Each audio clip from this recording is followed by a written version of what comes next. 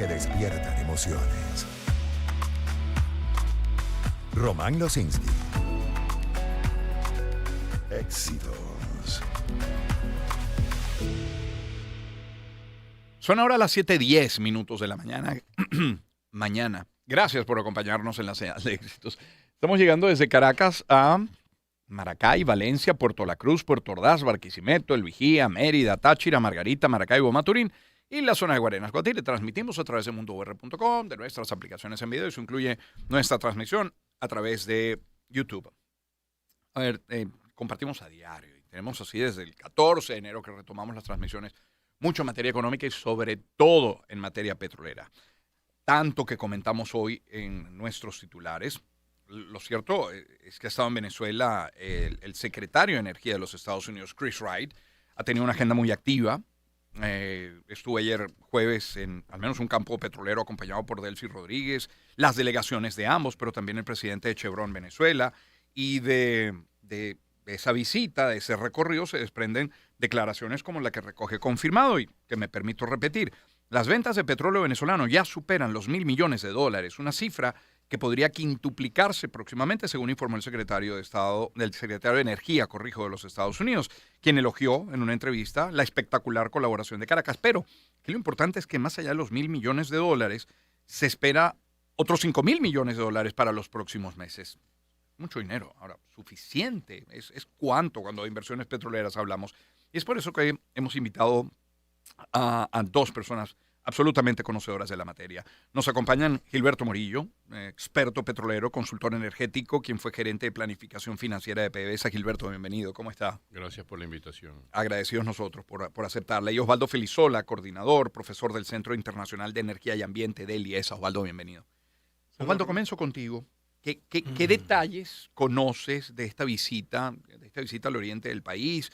¿Y cómo la interpreta? Es una foto, es una inspección que en efecto lo fue, es enviar un mensaje, es ponerse ya a trabajar. ¿Qué? ¿Cómo la recibes? Bueno, básicamente lo que lo vemos es como un espaldarazo que está dando, en este caso, la Secretaría de Energía, que recordemos que según el acuerdo que ha dicho la Casa Blanca, es la encargada de llevar los temas venezolanos, específicamente energéticos, producto de los acuerdos que se están haciendo con Miraflores. Sí. Entendamos que Chris está representando no solamente el sector energético norteamericano, las grandes corporaciones, dígase Chevron, ExxonMobil, ConocoPhillips, que cada uno tiene una posición distinta en la realidad venezolana, sino que también está el tema de todos estos nuevos empresas que comercializan en los Estados Unidos. Entendamos que Estados Unidos es un mercado que tiene tanto empresas grandotas como empresas pequeñas. Son las empresas pequeñas las que están más interesadas en venir a Venezuela, porque hacer vida en Estados Unidos es difícil por un mercado competitivo, y Venezuela es visto más bien como un mercado completamente verde, que es muy fácil hacer negocios. Decimos en negocios un océano azul. Entonces, claro, Chris está diciéndole básicamente a esas empresas: mira, estamos aquí en Venezuela, todas las cosas están bien, estamos llegando a unos acuerdos interesantes y vénganse para acá y hagan los negocios con Venezuela. ¿Es suficiente? Por lo menos que este espaldarazo da un nivel de confianza a una empresa norteamericana que haga, por ejemplo, vida imagínense en Texas, en Oklahoma, Luisiana o Alaska, como para que, oye, es una oportunidad interesante. Estados Unidos es un mercado muy competitivo, y cualquier espacio donde ellos puedan entrar de una forma legal y que puedan tener confianza de que se puedan hacer negocios, es una oportunidad que no van a dejar pasar. Antes de pasar con Gilberto, Osvaldo, la visita fue a Petroindependencia. ¿Cómo es la participación allí de Chevron en Venezuela en Petroindependencia? Es una empresa mixta junto con Petroindependiente y Petroboscan, que tiene Chevron aquí en Venezuela históricamente, prácticamente desde la ley del 2006. Así que más o menos la participación accionaria es 51% de PDVSA, y el resto es de Chevron. Debido a la situación conocida por todos en los últimos años, Chevron estaba haciendo la comercialización directa de ese crudo, eso lo lleva a Estados Unidos. Y entonces uno de los temas con la licencia 41, ahora, bueno, supeditado ahora a la licencia 46, porque el 46A, mejor dicho, es la que le autoriza a Chevron directamente llevar el crudo sin mayor problema a Estados Unidos. Es una licencia general, que eso es otra cosa importante. Uno de los espaldarazos que nos dio la Secretaría de Energía fue que liberó 3 licencias a través de la OFAC el día martes, que justamente están como incentivando a todas estas empresas para que vengan a hacer vida en Venezuela, y a las empresas venezolanas que están haciendo vida actualmente a través inclusive de estos contratos de desarrollo y de participación primaria, de actividades primarias, justamente para que empiecen a ver a Estados Unidos como el incentivo hacia dónde enviar todo el petróleo que se esté produciendo aquí en Venezuela y bueno, darles confianza de que las inversiones tendrán un retorno razonable. Además, lo que dijo, ¿no? Chris Wright dice, no cabe duda de que Chevron puede aumentar la producción en esta instalación, en esta zona, a los 300,000 barriles por día. No hay ninguna duda al respecto. Y además tienen previsto duplicar la producción en ese campo particular en los próximos 12 a 18 meses. Momento de incorporar a Gilberto Morillo en la conversación, porque fue gerente además de planificación y financiera de PDVSA. Gilberto, cuando uno escucha $1.000 millones, bueno, fue tremenda. Pero en la industria petrolera $1.000 millones ¿sirve para qué? Sí, bueno, digamos como venía la producción que según el reporte de la OPEP que salió anteayer, realmente Venezuela había bajado a 830,000 barriles en el mes de enero, porque teníamos todas estas dificultades de que los buques no podían salir o había un bloqueo. Y ya eso se ha liberado, pero sin embargo enero pues quedó marcado por esa baja, con una producción de menos de 900,000 barriles. Se iban a recaudar 13, 14,000 millones de dólares al año. Es mucho menos de lo que necesitamos. Necesitamos unos 20, 25,000 millones para ir reactivando la economía. Entonces, es un primer paso, estas ventas que se han hecho en este primer mes, que ahora lo positivo es que las ventas del petróleo, aunque las manejan dos empresas que son Vitol y Trafigura, que son dos empresas muy, muy conocidas en el comercio internacional, pues ese dinero eventualmente llega a Venezuela, lo depositan en Qatar, pero eventualmente eso entra por el Banco Central y los bancos nacionales designados. Entonces, todo ese flujo ya se está sintiendo en el mercado cambiario y debe ir aumentando con la producción petrolera que vaya incrementando. Bueno, Chevron lleva ahí el liderato porque Chevron tiene 4 empresas acá. La más grande es Petropiar, que es una empresa que está diseñada para producir 200,000 barriles, ha estado produciendo 120, 130. Chevron ha dicho que rápidamente sus 4 empresas, Petroboscan, Petroindependiente, Petroindependencia y Piar, las van a subir. Entonces, muy pronto creo que empezaremos a sentir esos efectos y ojalá las otras empresas pues también empiecen con mayores inversiones.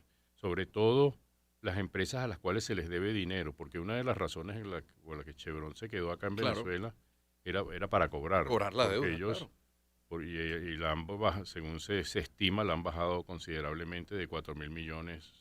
Se piensa que en estos 2 o 3 años que ha estado operando con licencia ya está por 1,000 millones. O sea, hay muchas otras empresas que tienen deudas y si se animan, se pueden hacer arreglos con ellos, como se hizo con Chevron, que ellos tomaban todo el petróleo, el de ellos y el que no era de ellos. Y el que no era de ellos lo usaban para pagar deuda. Entonces, eso, aunque no beneficia mucho a PDVSA porque es el socio que no recibe petróleo, pero baja su deuda y el dinero entra en la economía. Entonces, ojalá haya este espaldarazo que trató de dar Chris Wright viniendo acá, diciendo, no, aquí se puede trabajar, eso es seguro, yo fui acá, yo fui a un campo, yo fui a unas instalaciones en Barcelona. Entonces eso podría ser que recibiéramos más allá de 20, 25,000 millones de dólares este año. Se habla ya de 1,000, se habla de la posibilidad de 5,000 en el futuro inmediato, en el corto tiempo, pero yo quiero insistir en un punto en el que hemos insistido estas últimas semanas. ¿Qué garantías de transparencia en el manejo de los recursos, Gilberto? ¿Qué formas de auditoría, capacidad de contraloría se tiene en el país para hacer el seguimiento de esos recursos? Bueno, realmente la administración de los Estados Unidos y los 2 fideicomisos que se han hecho, pues eso van a estar controlados por el Departamento del Tesoro. Entonces, por lo menos la entrada de ese dinero, la venta, la llegada a los fideicomisos y la entrada a Venezuela, por lo menos van a estar auditados con unos entes que son más o menos confiables. Y una vez dentro, ¿de qué dependemos? ¿De la Asamblea Nacional? ¿De la Contraloría? ¿De qué? Ya eso depende de la administración pública, porque si entregan un dinero al Ministerio de Salud o a Educación, etcétera, pues ya ellos tienen sus propias estructuras de manejo. Se supone que hay una Contraloría que está vigilando todo y bueno, hasta allí se puede llegar. Osvaldo, se había hablado incluso de una aplicación a través de la cual se iba a poder hacer seguimiento de esos recursos. No sé si la aplicación ya la habrán lanzado. Entiendo que no, porque se habría lanzado con bombos y platillos, como es lógico. Pero, ¿qué sabes de eso? De posibilidad de contraloría, de transparencia. Bueno, eso siempre ha sido un tema sensible en Venezuela y no solamente de reciente. Sí, sí. Estamos hablando de prácticamente del comienzo de nuestra era. Histórico. No solamente una aplicación, porque por temas de transparencia tú deberías de poder registrar todos los datos que se obtienen de tanto de la administración pública como de todos los registros públicos y de servicios públicos que se hacen. Nos vemos, por ejemplo, en países como ¿cómo se llama? El eje de la Unión Europea, que las leyes de transparencia los obligan a tener toda esa información, y inclusive son de uso público, o sea, podemos revisarlas en cualquier momento. La aplicación no es más que una herramienta, realmente la parte complicada está dentro de la parte organizacional de hacer el tema de los registros y llevarlos claramente. Hay esfuerzos importantes por parte del gobierno de tratar de poner eso, pero también es cierto que la cultura venezolana no está en esa dirección y le hemos ido rodando, y me van a disculpar la expresión, pateando la lata, justamente para, bueno, lo que más importante es resolver esto. Y el tema de transparencia históricamente nos ha comido vivo. En parte las sanciones fueron puestas por eso mismo, porque era muy difícil saber dónde comenzaba el Banco Central de Venezuela, dónde comenzaba PDVSA, dónde comenzaban las cosas. Entonces decidieron, bueno, vamos a hacer tabla rasa, vamos a pagar, hacer que todo el mundo quede sancionado. Hoy en día estamos pagando las consecuencias y, bueno, Dios mediante, en las próximas semanas o meses se irán apareciendo nuevas licencias para ir autorizando nuevas organizaciones. En parte creemos que el gobierno de los Estados Unidos, y especialmente la Secretaría de Energía, bueno, fomentará o casi exigirá ese tema de transparencia por el lado venezolano, pero también nosotros tenemos que hacerlo como venezolanos, porque si algo hemos aprendido con la situación de Irak y de Afganistán, es que Estados Unidos tampoco es un país con alta transparencia. Entonces, para evitar ¿cómo se llama? La pérdida de capital, que al fin y al cabo es venezolano, porque es crudo que se estaría vendiendo, hay que garantizar que ese crudo llegue de una forma rentable, indistintamente si sea a través de pago en divisas o a través de pago en especies como crudo, diluente y repuesto. Es la voz de Osvaldo Felizola, nos acompaña también en el estudio Gilberto Murillo. Gilberto, la industria petrolera nacional, la infraestructura de la industria petrolera necesita mantenimiento, necesita inversión, necesita recuperarse, probablemente ampliarse, en fin.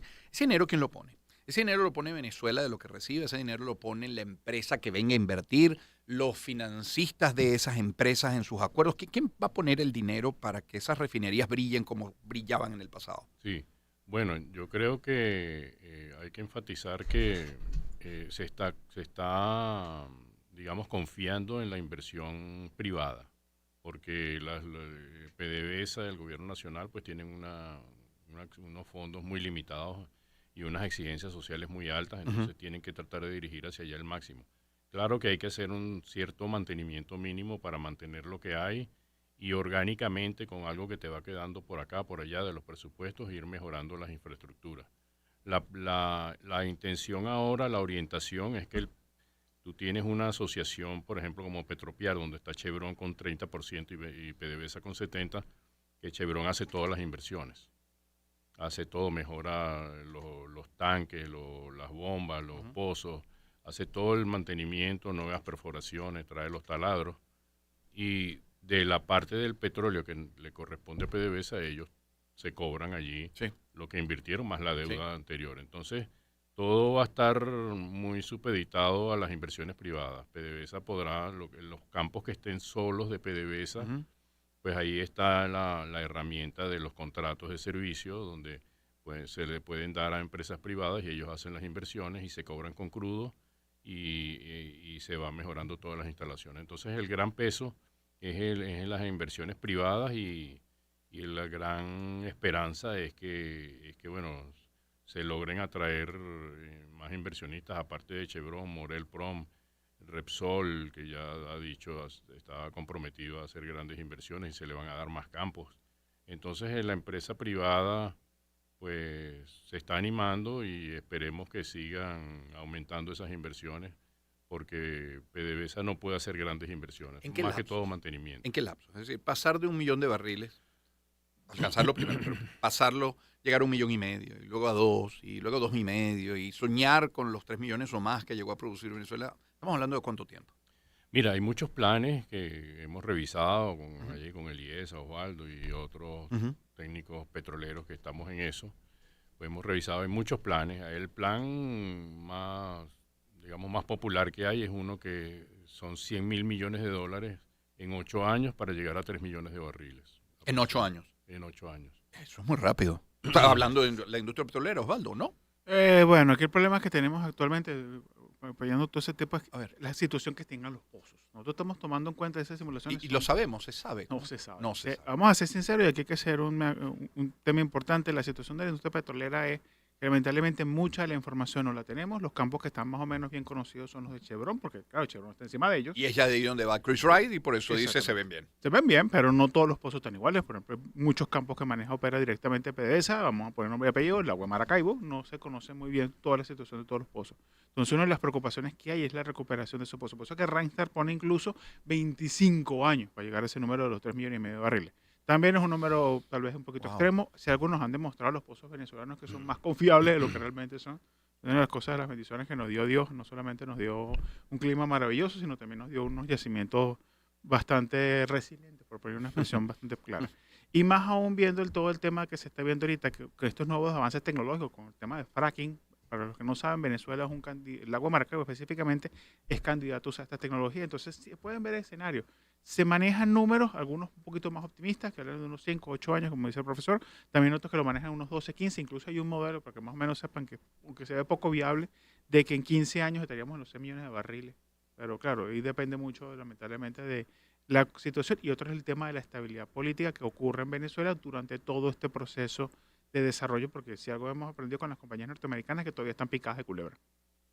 La situación de ConocoPhillips todavía, o ExxonMobil nos demuestra que todavía hay un poquito de desconfianza, aunque también es cierto que está migrando el sector petrolero de estas grandes corporaciones a compañías más pequeñas, más flexibles y como que más abiertas al riesgo.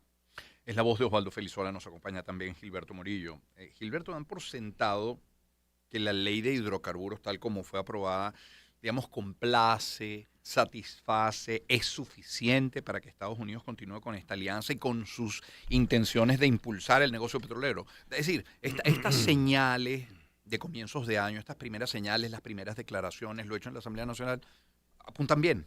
Sí, yo creo que la ley, aunque no es una ley perfecta, porque a lo mejor queríamos que dijera, mira, los privados pueden llegar y tener un campo ellos solos, sino que son contratos, los campos siguen siendo de PDVSA o del ministerio, entonces no se llega a eso, pero con eso ya, con menos que eso, Chevron y las otras han trabajado, y entonces sin duda hay un cierto optimismo. Ciertamente Exxon, que es una empresa muy grande, es la empresa más grande del mundo, pues cuando ellos dijeron que en Venezuela no estaba lista, entonces bueno, yo creo que Trump lo tomó eso muy a pecho y bueno, yo creo que por sugerencias de los Estados Unidos, pues esa ley se aceleró mucho y entonces yo creo que como está, da suficiente flexibilidad. Ciertamente tiene discrecionalidad, porque antes te decía, bueno, la regalía es 30%. Ahora te dice, bueno, puede ser entre 0 y 30 y eso lo decidirá un estudio y el ministerio y entonces eso da temor a algunos, pero la mayoría sabe que el deseo, la intención de Venezuela como país es de aumentar la producción, de ser flexible y de que empiece a mejorar rápidamente la situación económica de nosotros. Osvaldo, Chris Wright concedió una entrevista y en esa entrevista habló del levantamiento progresivo de sanciones. Pregunto, ¿qué sanciones vinculadas al sector petrolero y o financiero en nuestro país falta como para terminar de allanar el camino? Bueno, visto solamente con el tema de la licencia 46, que recordemos que fue aprobada prácticamente 2 horas después que fue aprobada la nueva ley de hidrocarburos el jueves, que fue reformada, ¿cómo fue actualizada o adendunida, no sé cómo ponerle la expresión, el día martes, que incluso autoriza a estas compañías norteamericanas no solamente a hacer los pagos en este fondo de inversiones en Nueva York, sino que incluso permiten y autorizan el pago de impuestos aquí en Venezuela directamente, lo cual debería ayudarnos bastante a controlar el tema cambiario que hemos sufrido en los últimos meses, producto de que habían acabado los fondos de las mesas de dinero por parte de Chevron. Faltan varias leyes, sin duda alguna, estas muchas tendrán que ser reformuladas. El hecho de que una compañía privada venezolana pueda comprar diluente norteamericano para aumentar producción es una buena señal. Licencia 47, licencia 48 que te permite la compra de servicios faltan algunos temas, por ejemplo, con el tema eléctrico. No hay nada todavía, ninguna licencia que autorice en esta parte de compra de equipos eléctricos, están todos orientados hacia el sector petrolero. También está el tema, por ejemplo, para el área de transporte, el área de servicios en general financieros, bancarios. El Banco Central de Venezuela todavía está sancionado. Claro. El tema, por ejemplo, lo que todos disfrutamos y sufrimos, por decirlo de una forma bastante irónica, el tema de que ¿cómo se llama? Que el overcompliance que nos está comiendo vivo. Entonces, van a ocurrir una serie de licencias. De hecho, hoy se habla que se pueden recibir algunas, Dios mediante el día de hoy, la semana que viene, un siguiente lote de licencias, en parte resultados de estas reuniones con Miraflores. Entonces, realmente esto es un comienzo de una liberación paulatina y progresiva, según lo que nos dio a entender la Secretaría de Energía, de todas esas sanciones que se pusieron en el 2017, pero están fuertemente supeditadas a cómo reaccione el gobierno venezolano. Si sigue mostrando, según lo que dice la Secretaría, ese incentivo hacia apertura de mercado, facilitar la entrada de las empresas norteamericanas. Recordemos que estamos hablando de Estados Unidos y Norteamérica y su política es bien clara, America First, primero América, lo cual, vamos a ser sinceros, nosotros esperamos lo mismo de la venezolana, pero Venezuela primero. Claro. Entonces, entendamos que ese tome y dame, llegar a un acuerdo, nos debería permitir en el corto plazo ir quitándonos todas esas trabas y cadenas que nos agarró durante los últimos 5 años. En el último minuto que nos queda, Gilberto, en su momento fueron despedidos 20.000 trabajadores de la industria petrolera venezolana, muchos de ellos muy, muy bien preparados. ¿Ve la posibilidad cercana o remota de que algunos de ellos, los mejor preparados, los necesarios, vuelvan? Bueno, en Venezuela hay bastantes de esos trabajadores, yo soy uno de esos trabajadores. Lo sé, por eso lo pregunto. Y hay muchos, los años han pasado, han ganado mucha experiencia todos nuestros compañeros, aparte de la que ya buena experiencia que teníamos en PDVSA, en otras empresas donde se han desempeñado o nos hemos desempeñado, hemos adquirido todavía más destrezas y la mayoría están dispuestos o estamos dispuestos a apoyar la reconstrucción de la industria petrolera venezolana. ¿A usted le han contactado? No. No, ahora se oye de que hay planes de que PDVSA... la ley de amnistía contempla algo sobre las personas despedidas. Okay. Entonces ahí se menciona eso, entonces estamos a la expectativa de qué es lo que va a pasar con eso, si va a haber una oferta para volver o para compensar o a ver qué tipo de negociaciones. Estamos muy atentos a eso. Hay mucho talento que se puede aprovechar allí y toda la experiencia que este grupo hemos añadido pues a lo que ya teníamos, yo creo que sería de gran utilidad para el país. Por supuesto, hay que tomar en cuenta que la tendencia del gobierno pareciera que PDVSA se va a achicar un poco, porque si va a dar... Dependiendo más de las transnacionales. ¿Es por eso que se achicaría PDVSA? Sí, porque si en las empresas más las asociaciones van a tener menos porcentaje de PDVSA o los campos propios de PDVSA van a ser cedidos en contratos, entonces tal vez no necesitas una industria tan robusta, tan grande. Vas a tener menos campos, menos trabajo. Pareciera que eso, pues lo que PDVSA sí necesita es racionalizar, porque se dice que actualmente tiene 90.000 empleados, entonces eso habría que racionalizarlo y ver cómo se absorben nuevos empleados de gran potencial o de gran formación y a ver cómo se 90.000 hoy. ¿Cuántos tuvo cuando usted trabajaba? Nosotros éramos como 40.000 más o menos. ¿Y hoy 90? Y salimos 20, vamos a redondearlo, quedaron como 20, pues se adquirieron 70. Entonces es mucha gente, pero hay que darle un destino pues a toda esa gente, pues no se puede no se puede disponer libremente así sin pensar en su futuro. Agradecido por estos minutos. Muchas gracias Osvaldo, por la invitación. Muchas gracias. Muchísimas gracias. Gilberto Morillo es experto petrolero, consultor energético, fue gerente de planificación financiera de PDVSA, y Osvaldo Felizola es coordinador y profesor del Centro Internacional de Energía y Ambiente del IESA. Son las 7:34 de la mañana. Luego de la pausa venimos con nuestra agenda, pero eso incluye una conversación acá en el estudio con el paisajista moderno, el artista plástico John Artal. Ya venimos. Encuentro de generaciones. Éxitos. Caracas, Valencia, Maracay, Puerto La Cruz, Puerto Ordaz, Barquisimeto, El Vigía, Mérida, Táchira, Margarita, Maracaibo,